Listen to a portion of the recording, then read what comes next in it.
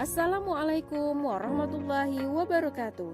Kembali lagi bersama saya Hanifah Amatullah, calon guru penggerak angkatan 10 Kabupaten Indragiri Hilir. Di video kali ini saya akan memaparkan koneksi antar materi modul 1.1, kesimpulan dan refleksi pemikiran Ki Hajar Dewantara. Menurut Ki Hajar Dewantara, pendidikan dan pengajaran adalah dua hal yang berbeda. Pada dasarnya, pendidikan dan pengajaran tidaklah sama. Mengapa? Karena pengajaran merupakan salah satu bagian dari pendidikan. Pengajaran itu tidak lain adalah pendidikan dengan cara memberikan ilmu atau berfaedah buat hidup anak baik lahir maupun batin. Sedangkan pendidikan pada hakikatnya adalah menuntun segala kodrat yang ada pada anak agar mereka mencapai keselamatan dan kebahagiaan setinggi-tingginya, baik sebagai manusia ataupun sebagai anggota masyarakat. Jadi, sudah jelas ya bahwa pendidikan menciptakan ruang bagi murid untuk bertumbuh secara utuh agar mampu memuliakan dirinya dan orang lain serta hidup menjadi seorang yang mandiri. Sebelum mempelajari modul 1.1 tentang pemikiran Ki Hajar Dewantara, pembelajaran yang saya lakukan hanya sebatas melakukan transfer materi pelajaran saja. Saya menganggap bahwa ketuntasan dalam penyampaian materi adalah hal yang sangat penting dibandingkan harus memperhatikan karakteristik murid. Saya hanya melihat nilai murid hanya dari aspek kognitif, mengingat bahwa materi yang akan saya sampaikan cukup padat di setiap semesternya. Selain itu, saya sering beranggapan bahwa murid hanya sebagai objek pembelajaran, sehingga pembelajaran saya berpusat pada guru. Saya selalu menggunakan pembelajaran teacher-centered learning, yang pada akhirnya saya sendiri sering merasa lelah karena belum menggunakan pembelajaran yang bervariatif.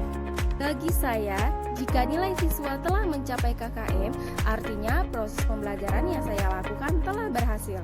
Dan saya pun sering merasa gagal dan mengeluh jika banyak murid yang tidak tuntas setelah melakukan evaluasi atau asesmen. Namun, setelah mempelajari modul 1.1 tentang pemikiran Ki Hajar Dewantara, saya menyadari bahwa apa yang saya telah lakukan selama ini tidaklah tepat. Seharusnya saya melakukan proses pembelajaran secara menyeluruh, bukan hanya aspek kognitif saja, melainkan juga aspek afektif, psikomotorik, spiritual, sosial, dan budaya. Murid bukan hanya sebagai objek pembelajaran, melainkan sebagai subjek pembelajaran. Artinya, murid memiliki kebebasan berekspresi, mengemukakan pendapat, dan berkreasi sesuai dengan metode atau model pembelajaran dan media pembelajaran yang tepat. Guru seharusnya sebagai fasilitator dalam pembelajaran. Guru pun harus ikhlas dan penuh dengan kesabaran dengan segala ketulusan hati agar terwujud pembelajaran yang menyenangkan dan berpusat pada murid. Selain itu, guru juga harus mempelajari karakteristik murid karena setiap anak itu dilahirkan dengan kelebihan dan kekurangannya masing-masing. Saya harus menghargai setiap karakter murid yang ada, berikan kesempatan kepada murid untuk tumbuh sesuai dengan kodratnya. Hal-hal yang dapat saya terapkan dalam pembelajaran di kelas saya antara lain, yang pertama, merancang pembelajaran yang interaktif dan menyenangkan dengan melibatkan murid sesuai dengan metode student-centered learning. Berikutnya, saya akan menerapkan pembelajaran abad 21 sesuai dengan pemikiran Ki Hajar Dewantara yang berpikir kritis, kreatif, komunikatif, dan kolaboratif dengan berpegang teguh pada konsep memerdekakan anak. Berikutnya, pembelajaran tidak lagi menuntut, tapi menuntun karena tugas guru adalah memberi tuntunan atau arahan yang baik kepada murid.